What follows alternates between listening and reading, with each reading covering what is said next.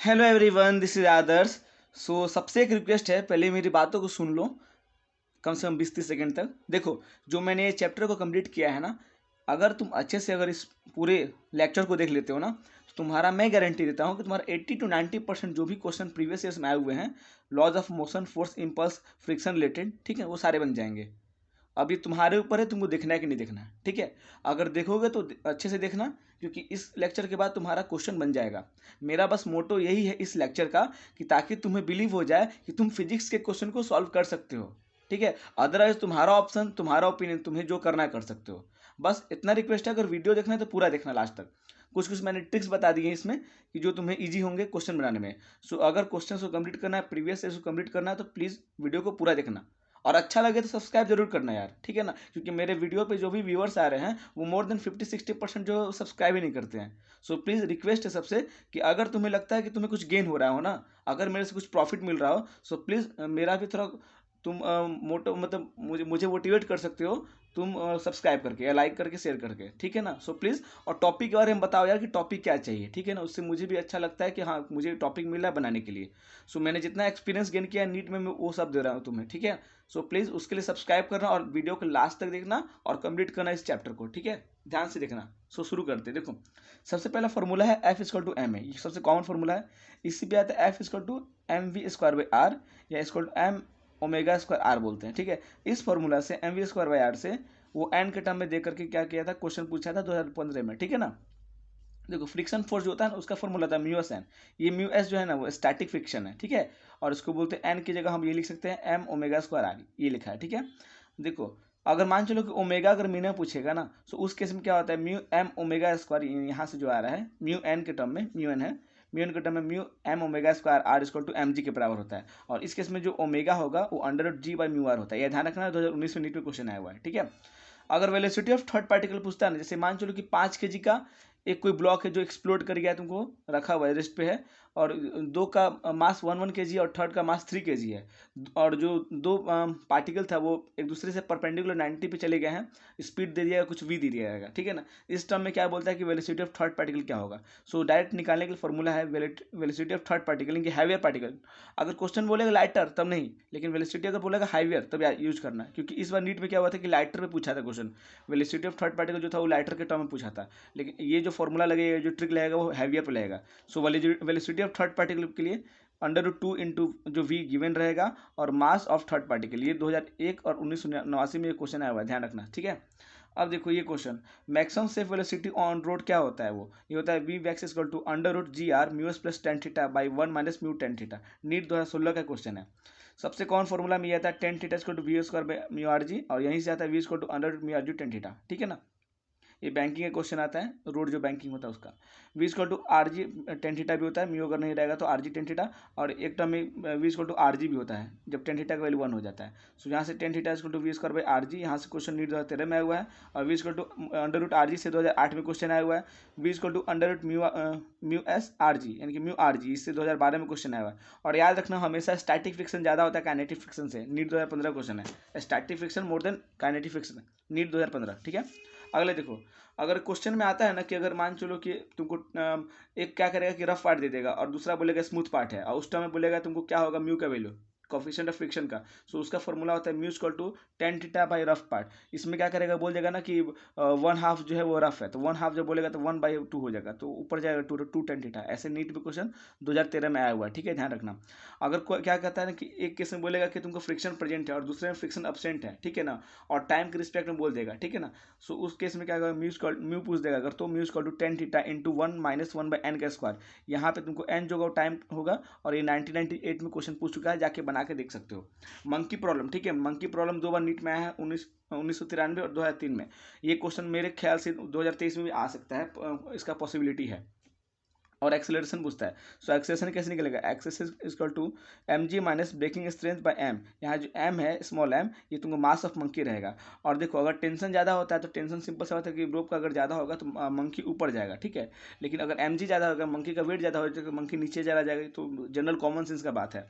अगर positive value आया तुम्हारे एक्सेलरेशन का तो डाउनवर्ड जाएगा, और निगेटिव आया तो अपवर्ड जाएगा, ठीक है। इसको ध्यान रखना अच्छे से, ठीक है। अब देखो, अगर लिखा हुआ maximum length of hanging chain.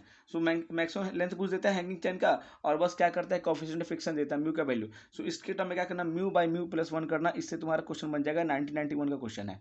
Stopping distance से क्वेश्चन बहुत बार आता है, 1992 में भी आया, 2011 में भी आया, नीट में भी आ सकता है कभी भी। सो इसके लिए डायरेक्ट याद रखो formula V square by 2 mu G, V square by 2 mu G. 1992 और 2011 में क्वेश्चन आया हुआ है। स्टॉपिंग टाइम अगर इसी तरह पूछता है तो वी बाई म्यू जी करना, 2007 में आया है। V equal to under 2gh, इस तुमको बहुत कॉमन फॉर्मूला है वेलोसिटी का। यहाँ देखो, यहाँ पे क्या करता है ना कि दो का क्या करेगा, मोमेंटम दे देगा, ठीक है। कैसे करेगा, एक मास दे देगा और उसका स्पीड, जैसे मान चलो मास दे दे 2 kg और उसका स्पीड 12 किलोमीटर पर सेकंड दे देगा, और दूसरे का देगा 4 kg, उसका दे देगा 16 किलोमीटर पर सेकंड। और उसके टर्म में बोलेगा कि थर्ड वाला क्या बताओ, कि थर्ड वाला का वेलोसिटी मास इतना है तो वेलोसिटी बताओ, या थर्ड वाला का वेलोसिटी इतना है तो मास बताओ। सो उसके लिए तुम क्या करोगे, P3 equal to under root P1 का स्क्वायर प्लस P2 का स्क्वायर, इनकी मोमेंटम स्क्वायर। यहाँ पे देखो M3V3 equal to under root M1V1 का होल स्क्वायर प्लस M2V2 का होल स्क्वायर। यहाँ से तुम क्या करोगे, अगर मास मास दिया रहेगा तो वेलोसिटी निकाल सकते हो, अगर वेलोसिटी दिया रहेगा तो मास निकाल सकते हो। नीट 2013 में क्वेश्चन आया हुआ है। यहाँ फॉर्मूला देखो, एम पी इक्वल टू इनकी मोमेंटम इक्वल टू एम भी होता है, और जो वी होता है V equal to under 2gh होता है। तो यहाँ से क्या फॉर्मूला बना, P equal to M under root 2gh, ठीक है। अब इसी टर्म में क्या किया था, 2012 नीट में क्वेश्चन पूछा था परसेंटेज चेंज इन मोमेंटम। सो उसके लिए क्या होता है, final momentum minus initial momentum by initial momentum into 100 कर दोगे तो तुमको चेंज इन मोमेंटम आ जाएगा, ठीक है।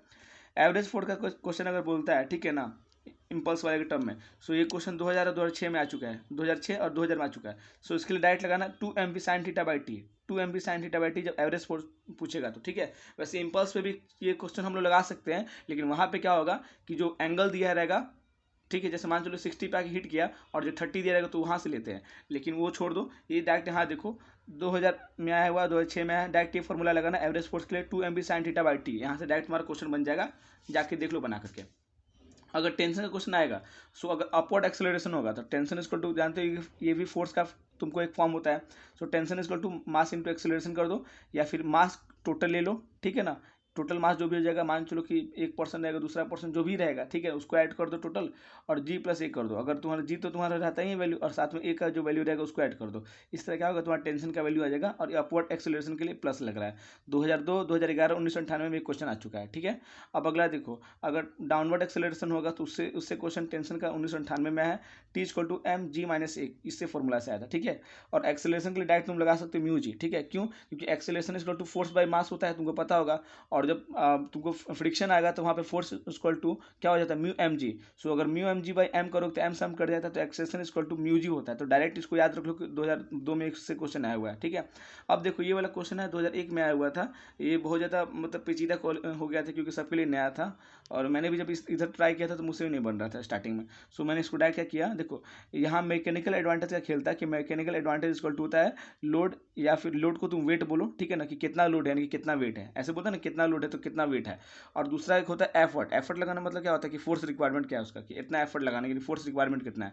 सो इसके लिए लोड वेट के लिए W equal to M G होता है, और एफर्ट और फोर्स के लिए होता है तुमको पी, हम लोग बोलते हैं पी से हम लोग से डिनोट करते हैं। सो मैकेनिकल एडवांटेज होता है तुमको लोड या वेट बाई एफर्ट और फोर्स रिक्वायर्ड, ठीक है। ऐसे कर दो, दोनों में से कुछ वेट बाय फोर्स रिक्वायर्ड या फिर लोड बाय एफर्ट कर दो। वेलोसिटी का रेशियो होता है distance travel by effort by distance travel by load, ठीक है। अब उसके बाद क्या करना कि मैं जो पूछता है एफिशिएंसी, उसके लिए होता है mechanical advantage by velocity ratio, ठीक है। इससे तुम्हारा क्वेश्चन बन जाएगा। ये नीट में क्वेश्चन आया था तुमको 2001 में, ठीक है। इम्पल्स के लिए होता है तुमको चेंज इन मोमेंटम, ठीक है। अब यहीं से क्या एक फोर्स डिराइव हुआ चेंज इन इम्पल्स से, देखो यहाँ F dot T equal to M भी हुआ, ठीक है ना, यहाँ पे। और यहाँ से डिराइव हुआ मेरा फोर्स, फोर्स का एक फॉर्मूला डिराइव हुआ एम बी बाई टी, इससे नीट 2001 में क्वेश्चन आया हुआ है। लिमिटिंग फ्रिक्शन जो होता है ना, लिमिटिंग फ्रिक्शन देखो यहाँ पे जो लिखा हुआ है तुमको, लिमिटिंग फ्रिक्शन, ठीक है, वो उसका फॉर्मूला था म्यू एस एन होता है, और म्यू जो होता है वो मेरा पता है म्यू एस, और एन जो होता है एम जी के बराबर होता है। सो इससे 2001 में क्वेश्चन आया हुआ था। इसमें क्या कहता है कि जो अगर मान चलो कि लिमिटिंग फ्रिक्शन ज़्यादा होता है ना फोर्स से, अगर जो गिवन फोर्स अगर उससे ज़्यादा लिमिटिंग फोर्स हो जाता है, सो जो ब्लॉक होता है वो मूव नहीं करता है। और इस केस में क्या होता है, जो स्टैटिक फ्रिक्शन होता है वो तुमको अप्लाइड फोर्स के बराबर हो जाता है। नीट 2001 का क्वेश्चन है। नीट 2020 और 2000 में क्वेश्चन आया था एक्सेलरेशन से रिलेटेड। सो इसके लिए क्या होता है, m2 minus m1 by m1 plus m2 into G कर दोगे तो तुमसे एक्सेलरेशन का निकल जाएगा वैल्यू, ठीक है। देखो इससे बहुत बार क्वेश्चन आया हुआ है, देखो फोर्स का है, डायरेक्ट तुम ये याद रखना, ठीक है ना, V D M by D T याद रखो, या फिर D M B by D T याद रखो, ठीक है। वैसे D by D T into momentum से भी आता है, V D M by D T कर लो। और जो D M by D T होता है वो रेट ऑफ कंबशन होता है, ठीक है, रेट ऑफ कंबशन होता है, मास का लॉस होता है, ठीक है। इसको डायरेक्ट याद रखना, बहुत इंपॉर्टेंट फॉर्मूला है, ठीक है। देखो D M V by D T, या फिर D into momentum by D T.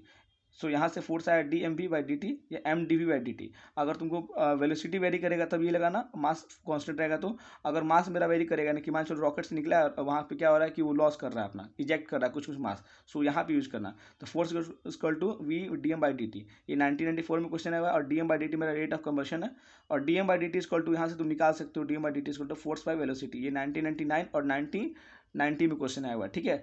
Thrust बोलो या फोर्स बोलो बात बराबर होता है, दोनों फोर्स का फॉर्म है। सो उसके लिए तुम लगा सकते हो एम, और अगर तुम्हारा एक्सेलरेशन दिया रहेगा तो एम जी प्लस ए। सो यहाँ से ये क्वेश्चन आया था D M by D T, जो रेट ऑफ कंबर्शन था equal to force by velocity था, और जो फोर्स आ गया वो M G plus A by V, ये क्वेश्चन आया हुआ था, ठीक है, 1998 में।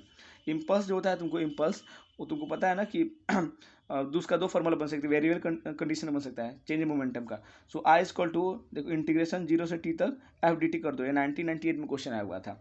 टेंशन इन स्ट्रिंग की बात करोगे तो उसके लिए फॉर्मूला तुमको बन सकता है, इससे क्वेश्चन अभी तक तो नहीं आया लेकिन बन सकता है 2m1m2 by m1 plus m2 into जी, ठीक है। सारा क्वेश्चन जो भी है प्रीवियस ईयर में जो भी आया उसके बेसिस पे मैंने रेडी किया इसको, ठीक है, ध्यान से रखना। अगर फोर्स मान चलो अगर फोर्स तुमको वेक्टर फॉर्म में दिया है, जैसे आई जे के का टर्म दिया है और वहाँ पे बोल देता है कि तुमको मास दिया है, बोलो एक्सेलरेशन कितना होगा, सो उसके टर्म में करना F net equal to under root I का स्क्वायर प्लस जे का स्क्वायर प्लस के का स्क्वायर। कोई भी उसका साइन कन्वर्सन हो तुम नहीं लोगे, बस पॉजिटिव करोगे, अंडर रूट ले जाओगे और सबका स्क्वायर कर दोगे, वहाँ से तुमको नेट फोर्स आ जाएगा। और उसके बाद क्या करना, तुम मास दिया रहेगा और उसको डिवाइड कर देना, ठीक है ना, मास से डिवाइड करना और उसका तुम्हारा एक्सेलरेशन निकल जाएगा। ये क्वेश्चन तुम्हारा 2009 और 1996 में है। सो देखो अगर ये सब सारा क्वेश्चन कर लोगे ना, जितना क्वेश्चन ये सब, ठीक है ना, जितना ये सारा क्वेश्चन जो मैंने तुम्हें बताया अगर ये तुम कर लोगे ना, अभी फॉर्मूला रिवीजन कर लोगे तो जाके देखना कि तुम्हारा मैक्सिमम क्वेश्चन बन जाएगा, ठीक है। तो सबसे रिक्वेस्ट है कि पूरे इस वीडियो को अच्छे से देख लेना और जाके क्वेश्चन प्रैक्टिस भी कर लेना, और मुझे बाद में बताना कि कौन सा क्वेश्चन बना कौन सा क्वेश्चन नहीं बना, और उस पर भी मैं ट्रिक लाने की कोशिश करूंगा और वीडियो बना दूंगा, ठीक है। Thank you so much. Till then subscribe कर लेना और शेयर जरूर करना यार, बहुत अच्छा लगता है मुझे तुम लोग सब्सक्राइब करते हो तो, और जब कमेंट करते हो तो। सो प्लीज़ सब्सक्राइब करना, ऐसे नहीं कि तुम आ रहे हो बस गेन करके जा रहे हो, मुझे भी तो कुछ दो अपनी तरफ से, मेरा भी मोटिवेशन बढ़ाओ। So thank you so much मेरे से जुड़े रहने के लिए। टिल देन अगले वीडियो में देखते हैं हम और बेटर क्या कर सकते हैं। Thank you so much.